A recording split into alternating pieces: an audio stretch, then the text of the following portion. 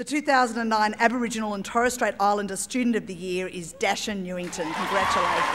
Well, I've just moved to Sydney to study medicine at the University of Sydney. I'm not actually from Sydney.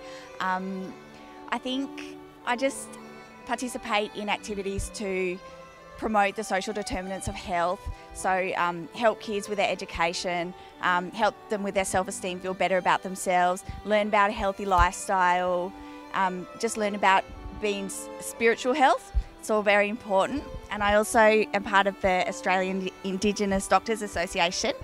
I grew up in a lot of places. I first grew up in Canberra, lived in Queanbeyan, lived in Grafton, Queensland, in Brisbane and Toowoomba and the Gold Coast. It's kind of a bit hard to settle down, but I studied through open learning training, open learning TAFE, which meant that I could study at my own pace wherever I was living. So it wasn't a hurdle to my education. I wasn't good at school at all. I was actually really terrible. I hated school. I had a really bad time, and I was turned off education completely. I thought never again would I ever want to go back to anything like that. But what I've done at TAFE is very different. It's actually I study things that I enjoy. I studied at my own pace. I had teachers who were really supportive and who called me up. I wasn't just sitting in the back of a classroom. I just actually had a really good experience. I never thought that when I was younger I could be a doctor or I could do anything like that, because that's what smart people did, and I didn't think I was very smart. But just I think as I've got more self-confidence, I've learned that there isn't anything that I can't achieve if I don't want to do it. As long as I'm happy to work hard, then I can achieve what I want. I've got a scholarship, and that scholarship pays for me to live on campus, so I get food and board and some extra tutorials as well.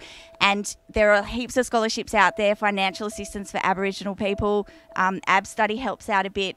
There's always opportunities, and if you don't know where to start, there's people at the Cultural Centre at my university. It's called the Koori Centre.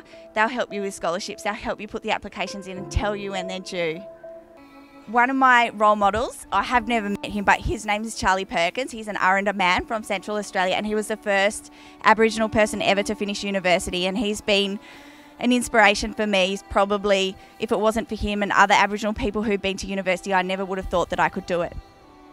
Don't let anyone tell you that you can't do this or you can't do that or you can't be what you want to be because you're Aboriginal or because you're a Torres Strait Islander. You should be proud of your heritage and use that as a strength to use your potential and to contribute to your community.